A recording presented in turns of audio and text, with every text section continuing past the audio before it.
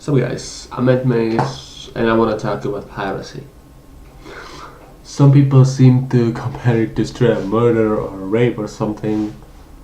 Well, I want to talk about what, what piracy is and is not, and reasons why I think that it's understandable that it's going on, and in the magnitude that it is going on at the moment.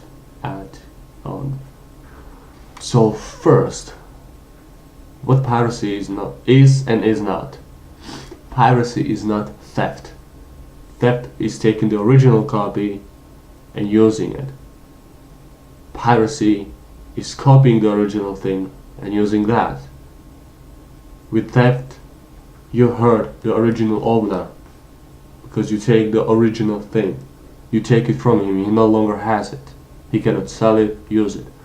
Piracy is copying it, so the original copy stays with him and you take the copied thing version so he can use it, sell it. Now whether you making him lose profit, that is something that you cannot answer with certainty because you don't know whether that person that pirated the thing, that uses the pirated thing, won't buy or simply give money to the one who created the original thing of which he made a copy of, or uses a copy of, or doesn't. So it pretty much doesn't cause any kind of harm for any of the two parties. So piracy is not theft. Neither of them are good, but they are not the same. Now why I think that is understandable? First, if you're in the gaming industry for longer than just a few hours, like a decade maybe or more, then I think it's quite obvious that demos and trial versions aren't as common as they used to be back in the day. I think that every big, or at least every big and bigger game had a trial version or a demo. So you could have tried it and get a personal opinion on it before actually buying it.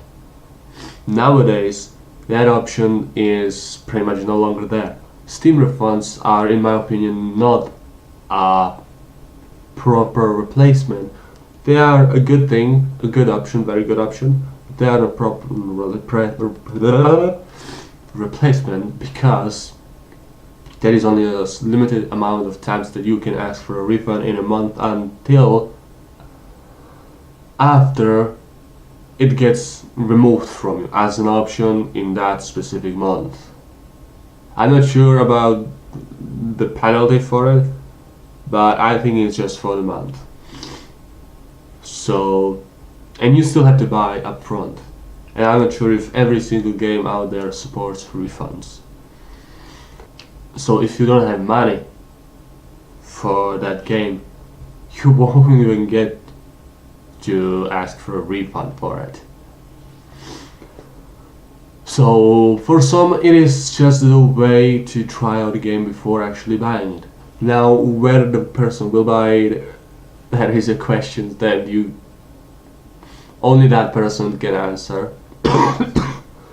But it's a way of trying the game before buying it. The second reason is it's a one big fuck you to companies like EA and Activision that have quite a good reputation now as being companies that are really, I guess, prone or known to rip off their customers. Battlefront,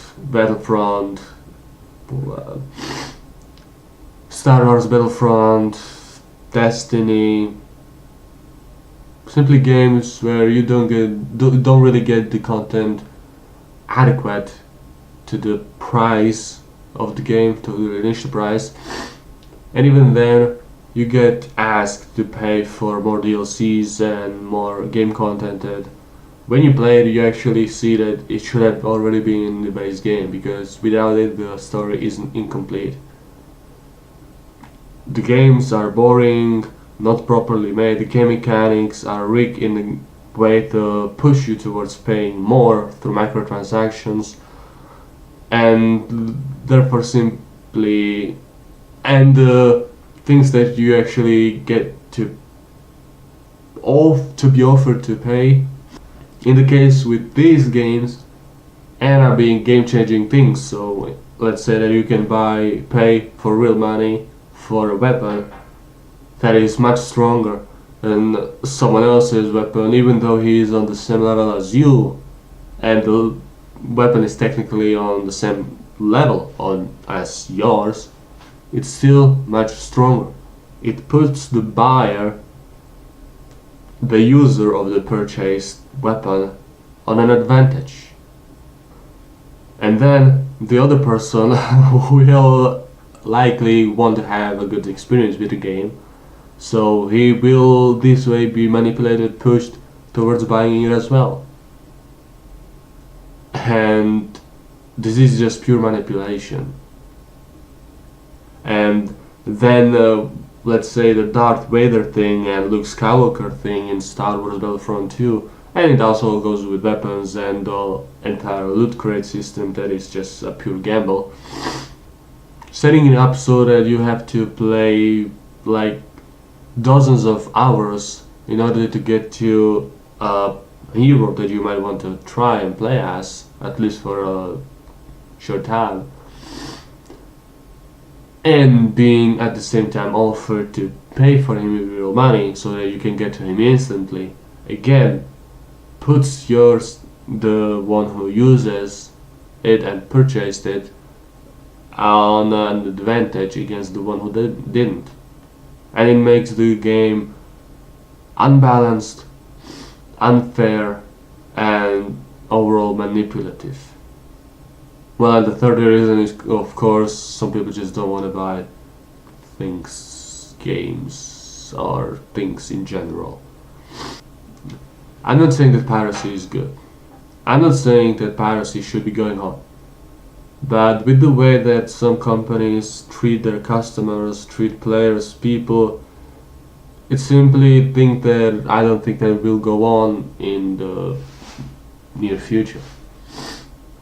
If more companies really start to show that they actually want to make games that will be enjoyable, no matter how much they pay afterwards for it. I don't mind microtransactions. I mind the way they are being used, and I mind the content that you can buy through them. Be it cosmetics, and I'm completely fine with it. And put out demos and trial versions, actually offer people to try a product before buying it.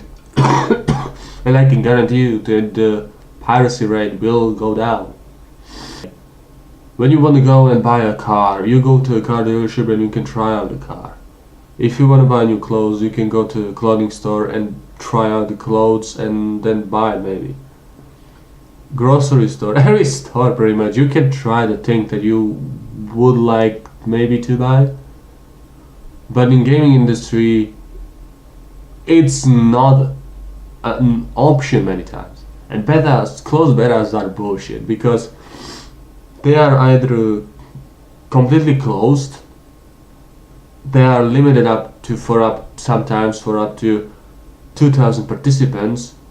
Sometimes they are set on completely randomness, so it doesn't matter if you pre-order or whatever. If you're a long-time fan or something, he gets it, he doesn't get it. Why? And sometimes they are simply conditioned by you pre-ordering the game in order to get to the code that you redeem, and then you will be offered access to that closed beta.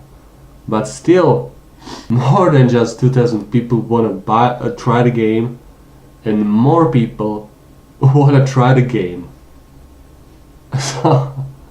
And how credible and trustworthy is a beta for up to 2,000 participants?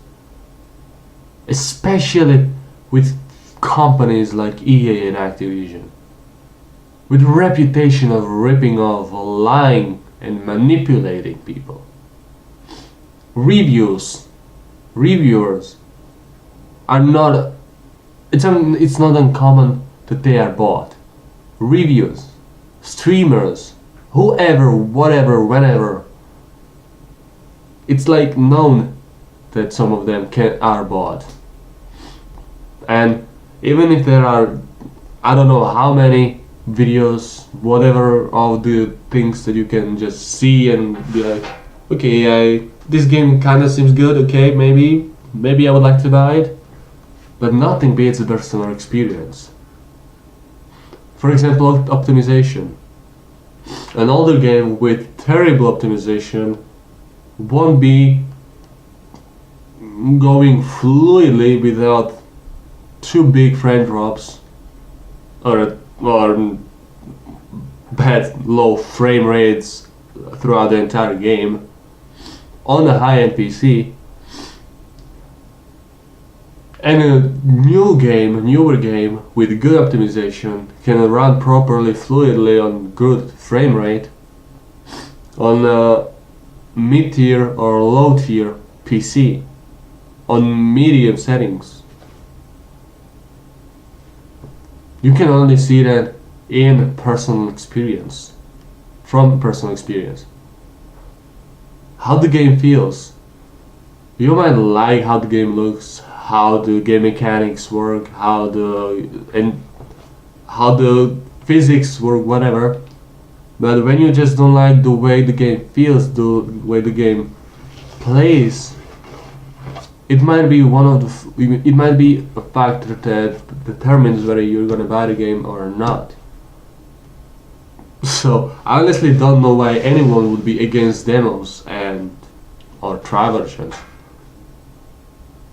And if it's too financially demanding and time consuming, then instead of spending so much time and effort and money on this marketing where they can simply mislead you, lie to you through videos about the game's content and the game in general, they could use all of that, and simply release the game on their service, Origin, Uplay, Steam, whatever, and simply put a little time limit on it.